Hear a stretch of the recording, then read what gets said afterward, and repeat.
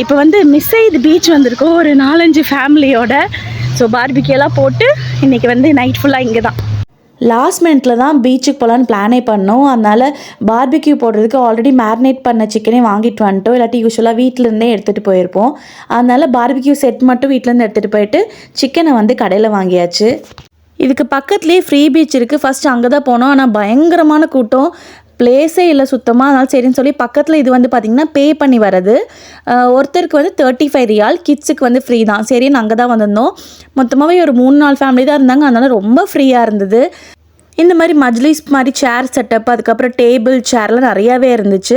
So உங்களுக்கு வந்து இந்த மாதிரி ஃப்ரீயாக நீங்கள் உங்கள் ஃபேமிலி மட்டும் கொஞ்சம் ப்ரைவேட்டாக என்ஜாய் பண்ணணும் அப்படின்னு நினச்சிங்கன்னா இங்கே வரலாம். அப்படி இல்லை நீங்கள் ஃப்ரீ பீச் யூஸ் பண்ணணும் அப்படின்னா கொஞ்சம் ஏர்லியராகவே போய்க்கோங்க, இல்லாட்டி ரொம்ப ரஷ் ஆயிடுது.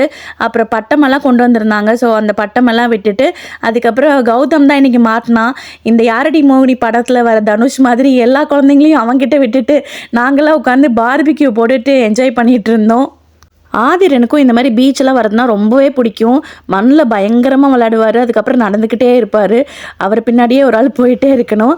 ஸோ நாங்கள் யூஸ்வலி வின்டருக்கு பார்த்திங்கன்னா இந்த மாதிரி பீச் வந்து பார்பிக்யூ போடுறது, அதுக்கப்புறம் கேரவனில் ஸ்டே பண்ணுறது, இதெல்லாம் எங்களுக்கு ரொம்பவே பிடிக்கும். ஸோ இங்கே கத்தாரில் இருக்கீங்கன்னா உங்களோட ஃபேவரட் வின்டர் ஆக்டிவிட்டி என்னென்னு கமெண்ட்டில் சொல்லுங்கள்.